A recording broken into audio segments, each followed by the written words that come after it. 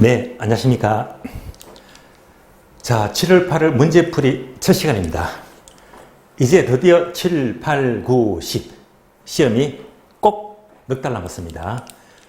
굉장히 중요합니다. 지금부터 진검승부예요. 정말 열심히 하셔야 됩니다. 그래서 이 넉 달 동안 정말로 열심히 하신 분들은 무조건 합격입니다. 시험의 당락은요, 지금부터 넉 달에서 가름이 나기 때문에 정말로 열심히 하셔야 되겠습니다. 그렇다면 정말 이 막판 마무리가 너무 중요한데요. 막판 마무리가 얼마나 중요한지 한 사례만 설명을 드리고 수업을 진행하겠습니다. 자, 그러면 좀 오래되었습니다. 요즘은 그 강의가 대부분 다 온라인으로 진행되다 보니까 막상 이 합격 사례를 찾아보기가 좀 힘듭니다. 그래서 과거에 오프라인 학우들이 많을 때 그때 사례가 굉장히 많은데요. 그 중에 한 사례라고 보시면 되겠습니다. 제 17회 시험이죠. 좀 오래됐습니다. 17회 같으면 지금부터 17년 전이죠. 17회 시험인데 성이 배씨입니다. 이름까지는 밝힐 수가 없고요. 자, 이분은 지방에서 근무하는 그 변호사 사무실의 사무장입니다. 사무장인데요. 그러면 그 당시 나이가 52인가 3인가 50대 초반이었습니다. 그러면 이분은요, 지방 대구죠. 그러면 대구 이제 법원 쪽에 변호사 사무실에서 사무장으로 근무하는데 일이 얼마나 많습니까? 정말 일이 많습니다. 사무장이면요. 그런데 이분 집도 멀어요. 자, 집이 어딘가 하면요, 대구에서 동떨어진 청도라는 지역이 있습니다. 청도군이죠. 청도 같으면 소삼이 되게 유명하잖아요. 그래서 이분은 청도에 집이 있습니다. 그래서 아침에 일어나서 청도에서 대구까지 자가운전해서 오는데 바로 시간이 1시간 걸리거든요. 그래서 사무실 도착해서 사무장 일이 얼마나 많습니까? 하루 종일 이 업무에 시달립니다. 그러면 이제 하고 일 다 마치고 저녁 때 먹는 둥 마는 둥 시내까지 와서 이제 야간 학원 수업을 듣습니다. 야간 수업. 얼마나 힘이 들까요? 근데 수업을 들을 때 이분은 특이합니다. 되게 50대 같으면 학원에 딱 들어오시면요, 중간 뒤쪽에 앉거든요. 중간 뒤쪽에. 그럼에도 불구하고 이분은 특별합니다. 제가 교탁에 딱 이렇게 서 있으면 바로 앞에 첫 줄에 딱 앉아서 수업을 듣습니다. 아주 특이해요. 그래서 제가 책만 딱 펴게 되면 이분이 바로 눈에 들어오거든요. 공부를 어떻게 하는지 다 볼 수가 있다는 겁니다. 근데 이제 이분은 특이합니다. 하루 종일 업무에 시달리다 보니까 피곤해요. 그러다 보니까 계속 공부하시다가 강의 듣는 시간보다 조는 시간이 더 많습니다. 늘 졸기가 일수입니다. 틈만 나면 졸아요. 제가 보니까 안타까워 죽겠어요. 그러다가 제가 수업하다가 이거 중요합니다. 강조하게 되면 잠이 번쩍 깼나 봐요. 그때부터 페이지를 못 찾아요. 거둥댑니다. 이런 식으로 공부하게 되면 강의가 제대로 들어오겠습니까? 그리고 이제 밤 10시 반에 수업 마치고 또 집에 가면요, 청도까지 1시간 넘게 걸리니까 밤 12시 되면 집에 가거든요. 이것이 반복입니다. 그러니까 학원 강의를 듣는 것 빼고는 도저히 복습할 시간이 없습니다. 정말로 여건이 안 좋잖아요. 강의를 들어도 늘 졸기 일수고, 한마디로 시험이 될 수가 없는 여건입니다. 참 안타까워요. 근데 이분은요, 법대를 나오셨는지 자신감은 든든합니다. 늘 하는 얘기가 자기는 여지껏 살면서 객관식 시험은 떨어져 본 적이 없대요. 중개소도 1차, 2차 객관식이니까 자기는 무조건 된대요. 그 자신감만큼은 절철 넘치더라고요. 근데 그런 과정이 1년 동안 계속 되었는데 문제풀이 왔어도 똑같습니다. 그러니까 야간 수업만 듣게 되면 복습은 전혀 하지도 못하고 늘 졸기가 일수거든요. 이건 결코 시험은 될 수가 없습니다. 절대 될 수가 없어요. 그래서 8월이 지나갔습니다. 9월이 되었습니다. 9월, 10월. 이제 딱 2달 남았거든요. 그런데 이분은요, 본인의 입장을 그대로 이제 인식합니다. 야, 내가 여지껏 강의도 제대로 못 두고 복습을 하나도 못했는데 이 시험은 안 되겠다. 예, 그걸 깨닫고요. 결심을 합니다. 어떤 결심요? 청도에 집에요. 이제 부인한테 이제 얘기를 합니다. 여보, 나는 여지껏 시험에 떨어져 본 적이 없으니까 이번에도 붙어야 되겠다. 그러니까 내 입장을 봐주라. 내가 딱 2달만 가출을 할게. 예. 부인과 별거를 하겠대. 공부하기 위한 목적으로. 그랬더니 부인도 이해를 해서요. 딱 시험 칠 때까지 2달 동안 이제부터 별거를 시작합니다. 그래서 청도에서 짐을 옮겨와서 대구 시내 한복판에 학원 바로 맞은편에 이 고시원이 있거든. 고시룸이 있어요. 고시룸 방이 얼마나 작아요. 그 고시원 룸에 틀어박혀서 2달 동안 이제 승부를 겁니다. 예. 마지막 정리입니다. 마지막 승부수를 띄우는 거예요. 동시에 2달 동안 별거를 하면서 또 변호사 사무실, 직장도 딱 2달 동안 휴직계를 냅니다. 모든 걸 다 끊었잖아요.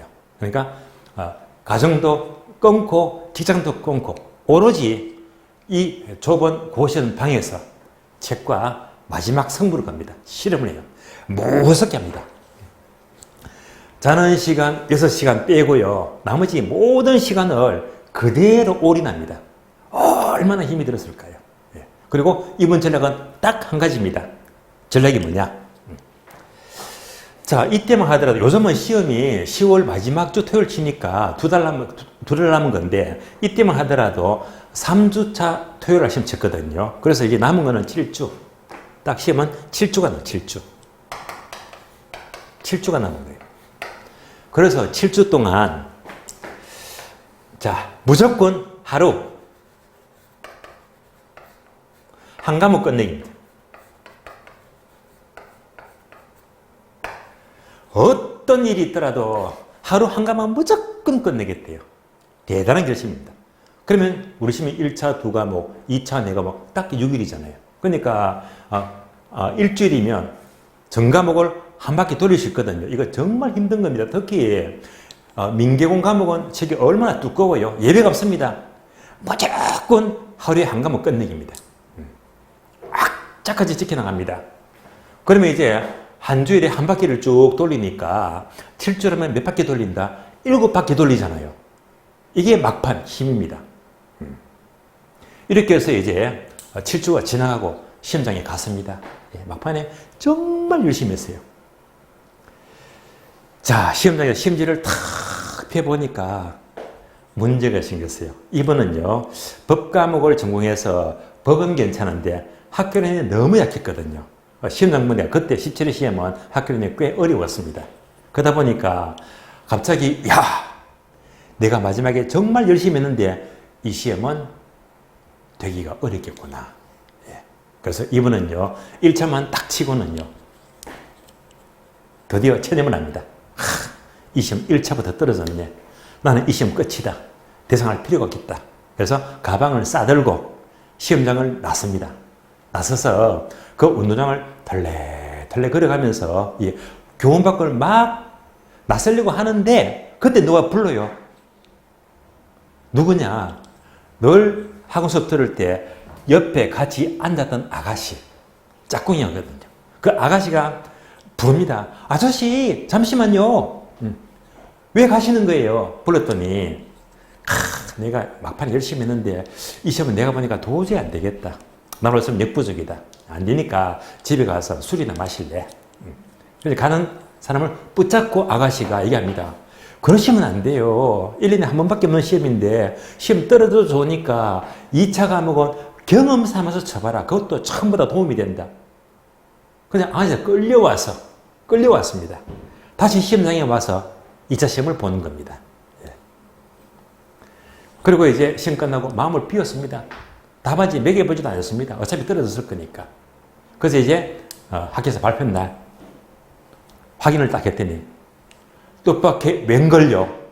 세상에 너무 뜻밖입니다. 바로 동차 합격입니다.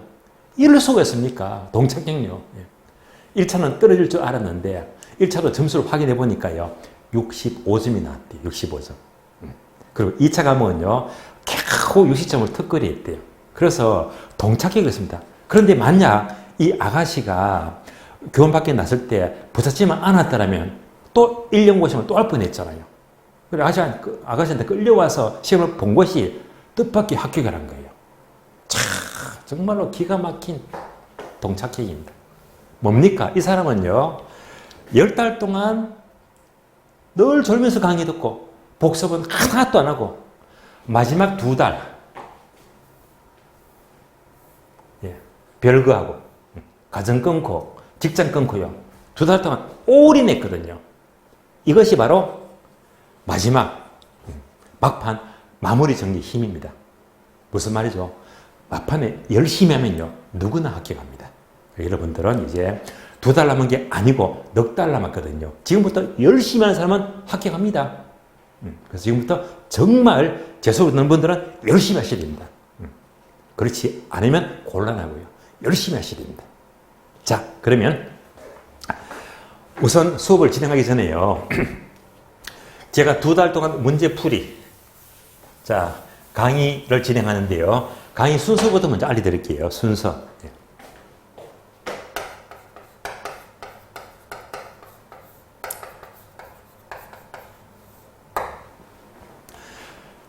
크게 3가지입니다. 첫 번째, 먼저 요약집부터 정리합니다. 여러분들 요약집 다 갖고 계시죠? 7월달 8월 그대로 쓰이니까 요약집 꼭 준비하셔야 됩니다. 요약집. 다만 요약집은요. 빠르게 핵심 단어, 심해 넣을 단어만 쫙쫙 짚고 넘어갑니다. 요약집을 정리한 다음에 그 진도만큼 2번째. 자, 문제풀이죠.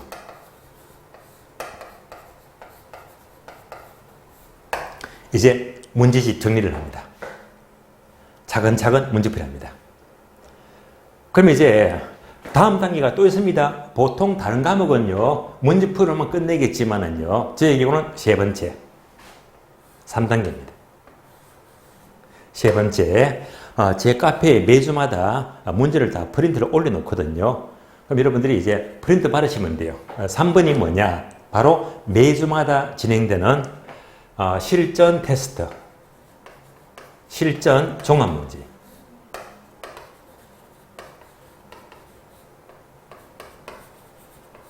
자, 그러면 문제집은요, 처음부터 차례대로 풀어나가잖아요. 문제집은 처음에 거 풀 때 뒤에 거를 공부할 수가 없잖아요. 또 뒤에 걸 공부하면요, 앞에 걸 또 보기가 힘이 들잖아요. 그래서 이런 문제를 극복하기 위해서 실전 종합 문제는 매주마다 8문제씩 나갑니다. 다만 범위가 처음부터가 아니고 전 범위.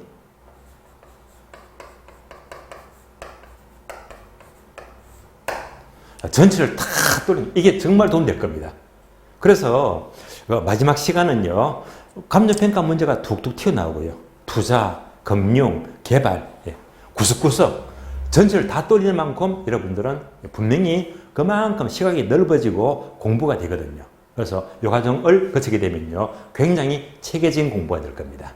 그래서 이제 학교론 강의 순서는 요 3가지 순서대로 수업을 진행합니다. 수업을. 그러면 또 추가적으로 제가 지난주도 강조했지만은요. 여러분이 공부를 7월달, 8월 정말 제대로 하시려면 무엇보다 예습이 중요합니다. 예습.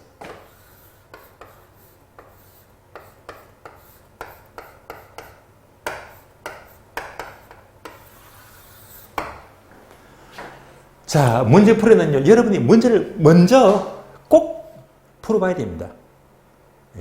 왜? 시험은 여러분이 치는 거잖아요. 그래서 예습이 너무 중요합니다. 그래서 제가 별도로 강의 진도표는 따로 이제 그 공인모 강의 1강에 자료를 올려놨으니까요. 그 진도표를 보시면서 꼭 맞춰서 예습을 하세요. 학교는 뿐만 아니고 다른 과목도 마찬가지입니다. 항상 문제풀이만큼은요, 강의를 듣기 전에 내가 먼저 풀어야 됩니다. 그거 정말 중요합니다. 예습. 그래서 내가 다 푼 다음에 강의를 듣는 겁니다. 얘가 1번, 그 다음에 2번, 강의를 듣자. 이렇게. 순서를 꼭 지켜야 됩니다. 네. 그래서 이제 강의를 듣자. 이제 강의를 들은 다음에는요, 끝난 게 아닙니다. 강의를 들은 다음에는 마무리 뭐지? 복습. 세 번째가 복습이다. 자, 그래서 항상 순서는요, 예습하고 강의 듣고 복습하고. 자, 동그라미 크기를 잘 보세요. 예습이 가장 크다. 가장 효과적입니다. 다음에 강의 듣고 복습은 간단히 빨리 진행이 됩니다. 만약 예습을 안 했다고 보세요. 이 큰 효과 없어버리면 효과는 작아요. 예습이 반도 안 되거든요. 그래서 예습이 가장 효과적입니다. 그래서 꼭 지키도록 하세요. 예습하고 강의 듣고 복습하고. 그러면 결국 7, 8달 동안에 몇 바퀴를 돌아가지? 한 바퀴, 두 바퀴, 세 바퀴. 3번 돌리거든요. 자, 그러면 2달 동안에 3번 돌려버리면 자, 결국은 공부를 2개월 공부가 아니고 남들에는 6개월치 공부가 되어버리거든요. 그래서 이게 무슨 공부입니다. 그래서 꼭 제8달만큼은 자, 요 3가지 과목을 거친다면 동차 합격은요, 그다지 문제가 되지 않을 겁니다. 막판에는요, 이런 과정으로 열심히 하셔야 됩니다. 자, 그래서 지금부터 강의 순서는요, 요약집 먼저 보고, 다음에 문제풀이를 시작하도록 합니다. 그러면 이제 요약집부터 보세요. 요약집 다 갖고 계시죠? 그래서 요약집 첫 페이지부터 봅니다. 자, 지금부터 요약집은요, 자, 요약집 첫 페이지가 2페이지죠. 2페이지. 6페이지네요. 자, 요약집 보기 전에 요약집은요, 5, 6월 달도 요약 과정을 2달 동안 정리했잖아요. 그거랑 진도가 다릅니다. 지금 요약집 정리는 뭐냐? 시험에 나오는 단어, 핵심 단어만 체크합니다. 핵심 단어를 어떻게 체크하지 설명을 안 할 겁니다. 딱 쭉쭉 짚고 넘어갑니다. 그러면 먼저 요약집은요. 자, 중요한 거는요. 가장 중요한 것 제가 분명히 별표를 체크합니다. 중요하다. 별표 1개. 중요하다. 별표 2개. 정말 중요하다. 별표 3개. 그래서 요약집 중요한 거는 제가 미리 별표를 체크해 드릴 겁니다. 별표 1개는요. A급이죠. 별표 2개는요. 턱 A급이다. 별표 3개는 무조건 나와야 턱 A급입니다. 그래서 별표 나온 것들은 여러분들이 최대한 집중하셔야 됩니다. 그런데 별표가 너무 많으면 안 되잖아요. 그래서 일단 별표로 커버할 수 없는 거 2순위. 두 번째는요. 핵심 제목이나 키워드에 동그라미 칠 거예요. 동그라미. 이 동그라미는 두 번째로 중요한 겁니다. 그래서 어떤 단어나 중요한 것들은 동그라미 하세요. 꼭 동그라미 하시면 돼요. 왜? 두 번째로 중요하니까. 이것도 굉장히 많지 않을 겁니다. 마지막으로 핵심 단어. 밑줄 긋죠. 밑줄 쫙 긋 겁니다. 그래서 자, 별표, 동그라미, 밑줄 이런 식으로 자, 중요한 거는요. 그대로 별표, 동그라미, 밑줄 이렇게 꺼나갈 겁니다. 이렇게 마시면 요약집은 빠른 정리가 될 겁니다. 설명은 피합니다. 왜? 그동안 계속 반복이 왔으니까요. 반복이 왔으니까. 그래서 빠른 요약집을 정리한 다음에 이제 요 진도만큼 문제집을 풀어 나가는 겁니다. 자, 그럼 지금부터 요약집 보겠습니다. 자, 요약집 6페이지 보시면요. 자, 차트 1장 부동산 개념과 분류. 얘는요. 두 문제가 잘 나와요. 둘 다 중요합니다. 먼저 목차 1번 부동산 개념. 개념은요. 그동안에 종합 문제가 무려 12번 나왔거든요. 예, 항상 A급입니다. 자, 1번 복합 개념의 부동산. 자, 1번에다가 동그라미. 네, 복합 개념은 중요합니다. 다들 아시겠지만은요. 표를 보게 되면 법경기 아시죠? 그래서 법률적, 경제적, 기술적 개념이다. 먼저 기술적 개념은 첫 자만 동그라미. 요다 암기되어 있죠. 자, 공자위환 4가지죠. 그러니까 이제 자, 공자위환자 중에서 자자만 싹 빼버리면 돼. 공자위환. 따라서 공자, 위, 환 네 가지가 바로 물리적, 기술적 개념입니다. 공, 공간, 자, 자연, 위, 위치, 환, 환경. 공자, 위, 환 네 가지가 바로 물리적 개념입니다. 다음에 두 번째, 경제적 개념은요, 기억나시죠? 시어자가 들어가더라, 시어자가. 그래서 자산, 자본, 생산요소, 상품, 소비재 해서 시어자가 들어간다. 바로 파악할 수 있겠습니다. 다음에 법률적 개념은요, 협의와 광의 두 가지인데, 협의는 땡땡, 민법이죠. 토지와 정착물이다. 다음에 광의는요, 협의에다가 추가되죠. 준부동산. 여기까지가 광의의 개념이고 법률적 개념이었습니다. 자, 법경기를 보았는데요. 다시 법경 두 개를 묶어주세요. 법경 두 개 묶어주고 법률적 경제적 개념은요. 적어줍니다. 무형. 형태가 없잖아요. 눈에 보이지가 않습니다. 다음에 첫 번째 올라가세요. 기술적 개념은 화살표 적어줍니다. 유형. 형태가 있잖아요. 유형과 무형. 얘도요. 바꿔서 묻기도 하거든요. 여기까지 구별하시고 지금까지 복합 개념의 부동산 법경기를 살펴보았습니다. 다음에 목차 2번. 법률적 개념은요. 중요합니다. 앞에다가 별표 한 개 하시고요. 그러면 법률적 개념은 1번 협의, 오른쪽 페이지 2번 광의, 협의와 광의 두 가지입니다. 그러면 협의가 바로 민법상 부동산이죠. 자, 1번 토지와 2번 정착물인데 토지는 알아서 읽어보시고요. 2번 넘어가죠.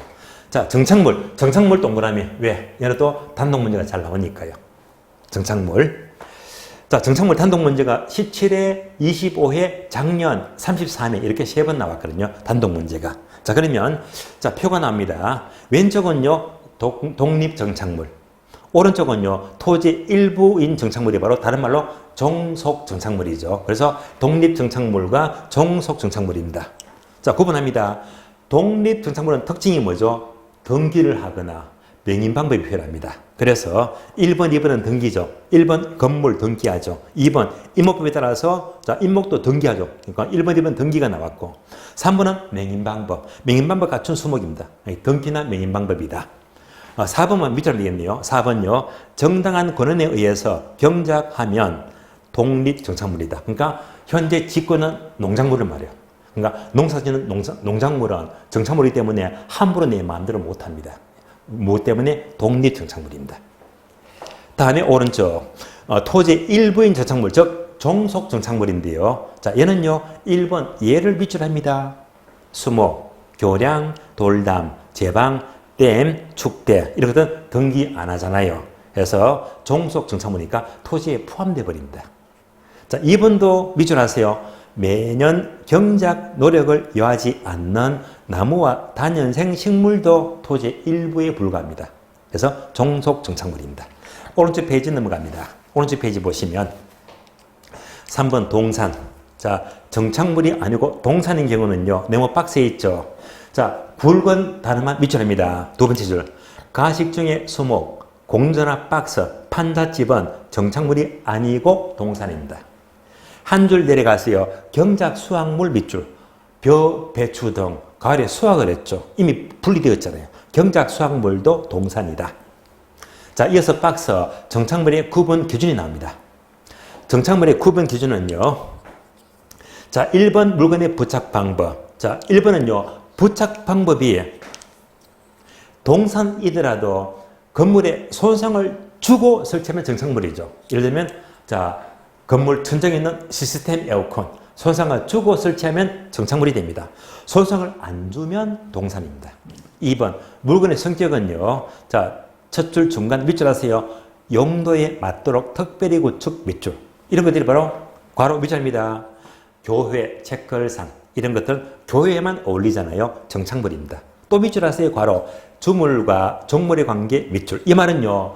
주물이 정착물이면 종물도 정착물입니다. 그럼 주물과 종물은요. 어떤 것입니까? 예를 들면 대표적인 게 자물쇠와 열쇠죠. 자, 열쇠와 자물쇠는 어떤 게 주된 물건, 주물이 될까요? 바로 자물쇠죠. 자물쇠. 자물쇠를 열려면요. 이제 또 이렇게 열쇠가 필요하더라. 주물과 종물입니다. 그래서 우리가 주로 아파트 현관문을 보게 돼요. 아파트 현관문이 있습니다. 자물쇠를 설치하죠. 이 번호키. 이것도 자물쇠잖아요. 번호키를 설치하면 얘가 뭐지? 주물.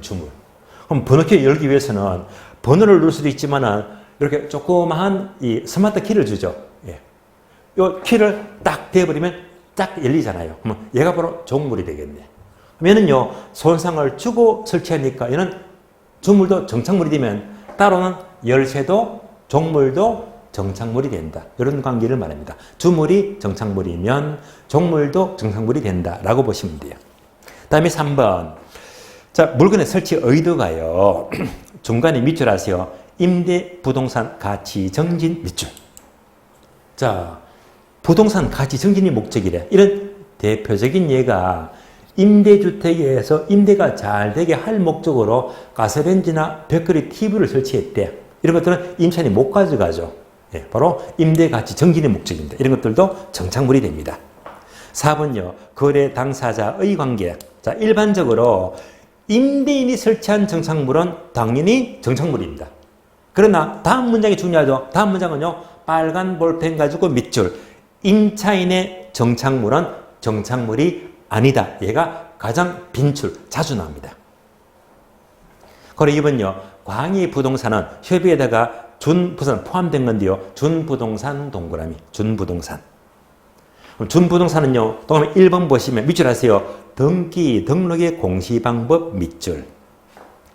종류가 기업번, 미연번, 디귿번이 있죠. 기업번, 공장재단, 광업재단, 임목, 20톤 이상의 선박. 미연번요, 자동차, 항공기, 건설기계. 자, 자동차만 밑줄, 자동차. 왜 밑줄에 쓸까요? 자동차는요, 이렇게 출제된 적이 있습니다. 자동차. 자, 자동차에 화살표 적어줍니다. 화살표. 자, 과거 시험은요, 이 자동차의 평가 방법이 출제가 되었거든요. 자동차 감정 평가를 어떻게 합니까? 자, 기억나시죠? 자동차는요, 어느 도시마다 중고 시장이 발달이 되었잖아. 그러니까 시장성. 시장성이면 뭘로 평가하지? 거래 사례 비교법입니다. 시장성에 의한 거래 사례 비교법 이렇게 적어주시고요.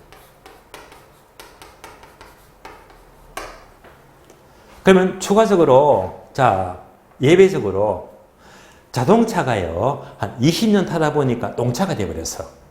폐차 직전이죠. 이때는요, 이제 버려야 되잖아요. 얘가 뭡니까? 효용가치가 없는 것. 여기까지도 출제되었습니다. 기억하셔야 됩니다. 효용가치가 없는 것. 다시 말하면요, 연식이 오래되어서 폐차 직전이다. 그러면 효용가치가 없는 것은 뭘로 평가합니까? 까지도 출제되었거든요. 효용가치가 없는 것은 어떻게 평가하지? 바로 해체 처분 가격입니다. 해체 처분 가격입니다. 자, 해체 처분 가격 말이 어려워요. 쉬운 말로 고철 가격, 고철 가격. 이렇게 평가한대요.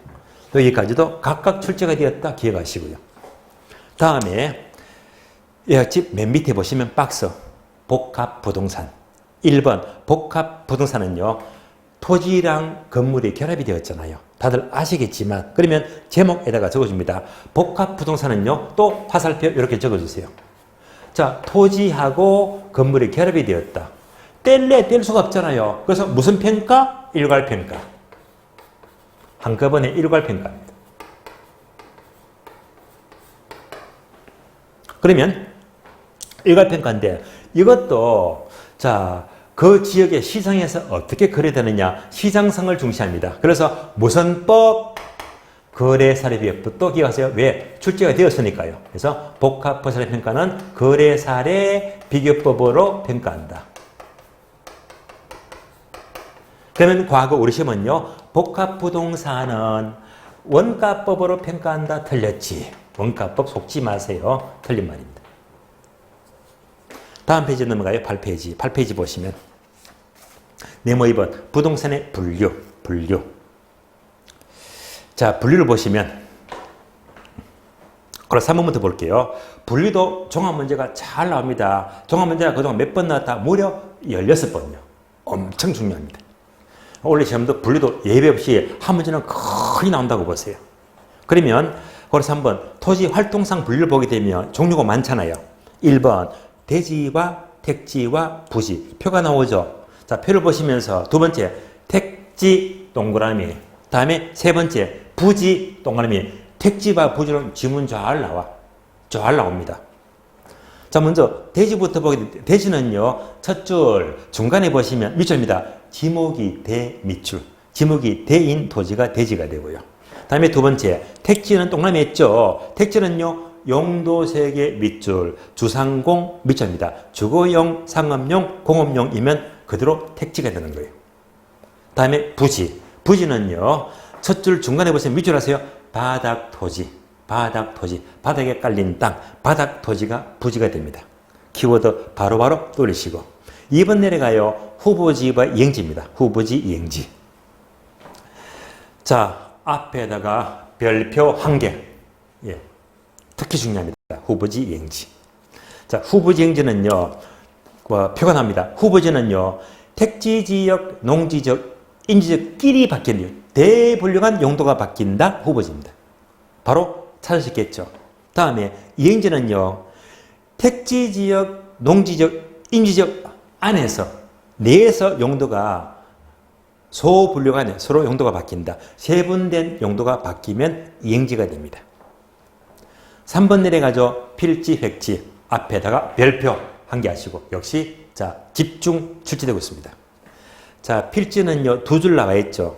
자, 필지하게 되면요, 두 번째 줄, 친절하게 밑줄이 되어 있네요. 토지의 등록 단위 동그라미, 등록 단위. 자, 등록 단위가 키워드가 됩니다. 등록 단위에다가 또 화살표 하나 적어줄래요? 화살표. 적어주자. 바로 소유권, 권리를 구분합니다. 권리를 구분하기 위한 등록 단위 토지가 바로 필지가 된다. 라고 보시면 되고요. 다음에 획지. 획지는요, 두 줄 그대로 밑줄 하세요. 인위적, 자인적, 행정적 조건에 의해서 다른 토지와 구별되는 가격 수준이 비슷한 일단의 토지 밑줄 하시고, 여기서 핵심 단어는 가격 수준, 동그라미, 가격 수준. 가격 수준이 비슷한 일단의 토지가 획지가 됩니다. 다음에 오른쪽 페이지 4번 넘어가죠. 나지와 건부지. 나지와 건부지. 자, 표를 보게 되면요. 기억번, 나지 동그라미. 니은번, 건부지 동그라미. 왜? 둘 다 지문 잘 나오니까요. 자, 나지는요, 두 줄을 그대로 밑줄 하세요. 지문이 그대로 나옵니다. 자, 밑줄입니다. 나지는 토지에 건물 정착물이 없고 지상권 등 토지 사용 수익을 제한하는 사법상 권리가 설정되지 아니한 토지 밑줄. 얘가 그대로 나지를 가리킵니다. 그러니까 자, 오른쪽에 약간의 여백이 있죠. 여백에다가 이렇게 적어줍니다. 나지 하게 되면요. 나지. 자, 나지는요. 여백에다가 이 표준지를 적어줘요. 이제 표준지 아시죠? 표준지 공시지가예요. 그러면 우리나라의 모든 표준지 공시지가는 뭘로 평가합니까? 나지 상정 평가입니다.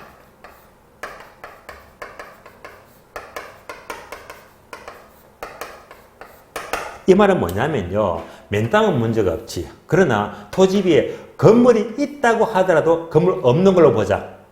나지를 보고. 그러니까 나지를 보고 평가하자. 요 나지의 해석 기준이 방금 밑줄을 두 개 그었잖아요. 그럼 방금 밑줄 건 두 개는 뭐지? 이때 나지는요, 당연히 공법상 제한은 받습니다. 공법상 용도지 제한 받죠. 그러나 사법상 제한을 받지 않는 땅을 말합니다. 사법상 제한을 받지 않는 맨 땅. 이런 땅이 우리나라의 해석인 나지라고 부른다. 여기까지 확인하시고요. 다음에 니은번 건부지는요, 바로 건물이 깔린 땅이죠. 바닥 토지. 얘가 건부지가 되는데, 건부지는 아시죠? 원칙과 예외가 있잖아. 원칙이 뭐죠? 낡은 건물이 토지에 부담을 주더라. 건부감가가 원칙이고요. 예외적으로 오히려 건부지가 올라가더라. 건부정가는 예외가 되겠네요. 다음에 5번요. 법지와 빈지. 법지, 빈지. 자, 법지, 빈지는 결론부터 말씀드릴게요. 단어를 바꿔서만 묻습니다. 바뀐 단어만 조심하세요. 자, 그래서 법제니까 뭐가 떠오르지? 첫 줄 밑줄입니다. 법으로만 소유할 뿐 활용 실익이 없는 토지 밑줄 하시고, 두 번째 줄 괄호도 밑줄입니다. 경사지를 가리키죠. 다음에 빈지는요, 해변가 토지죠. 한 줄 밑줄입니다. 소유권이 인정되지 않지만은 활용 실익은 크죠. 이런 해변가의 토지가 빈지가 됩니다. 그래서 이는 항상 바뀐 단어만 조심하세요. 6번. 자, 휴한지와 유지인데요. 자, 표를 보시면 단어가 3개 나와 있죠. 먼저 휴한지는요, 쉬게 하는 밑줄. 쉬는 토지입니다. 정상적으로 쉬는 토지가 휴안지가 되고요. 다음에 공안지는 모두 밑줄 아세요. 도시 지역에서 오로지 집가 상승만을 기대하고 장기간 방치된 토지는 공안지가 됩니다. 다음에 유유지는요, 밑줄 아세요. 놀리고 있는, 노는 땅, 바람직하지 못하게 노는 땅이 바로 유유지입니다. 7번 맹지와 대지. 맹지는요, 꽉 막힌 땅이죠. 그래서 읽어보시면 되는데, 맹지는요, 설명 끝에다가 하나만 적어줘요. 뭘 적지? 바로 건축 X. 꽉 막혔으니까 건축이 불가능합니다. 건축이 불가능한 땅이 되겠고요. 다음에 대지는요, 한문이 자, 대 밑에 어디자가 들어가죠. 이런 토지는요, 첫 줄 맨 끝에 보시면 자료형 토지 밑줄. 자료형 토지, 입구가 좁은 자료형 토지가 바로 대지가 되고요. 8번 소지는요, 소지. 밑줄입니다. 개발되기 이전에 자연 그대로의 토지가 바로 소지입니다. 자, 포락지는요, 두 번째 줄 밑줄입니다. 하천어로 변한 토지, 하천화된 부분의 토지가 포락지가 되고요. 다음에 10번 공지는요, 건부지 중에서 밑줄입니다. 건물 짓고 남은 토지, 건물 짓고 남겨둔 토지가 공지가 됩니다.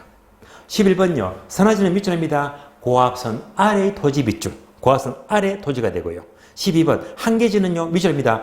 택지 이용의 최원방권 토지가 한계지입니다. 다음 페이지 넘어갑니다. 다음 페이지 보시면 옥차 2번 주택의 분류. 여기서 문제가 좀 자주 나오는 편인데요. 자, 그러면 먼저 1번 주택법상 주택의 분류에서 1번 준주택 있죠. 주택의 준에서 취급이 된대요. 준자가 붙었네요. 자, 준주택은요, 니은번 용도를 몇 개 밑줄하자. 용도, 기숙사 밑줄하시고, 다중생활시설, 노인복지주택, 오피스텔 이런 것들은 주택의 준에서 취급이 된다. 준주택입니다. 다음에 2번 공동주택은 아파트죠. 넘어가고요. 3번 도시형 생활주택은 자 300세대 미만 또는 몇 세대? 기준은 300세대 미만의 주택을 말합니다. 다음에 2번 건축법상 분류하게 되면요. 1번 단독주택, 2번 공동주택이다. 단독주택은요, 4가지가 있죠. 단독주택, 다중주택, 다가구주택, 공간. 이 중에서 표를 보게 되면요. 다중주택과 다가구주택만 제대로 하시면 돼요. 다음에 오른쪽 페이지. 공동주택은요, 안개 있죠. 아, 연세대 기숙사. 아, 아파트. 연립주택.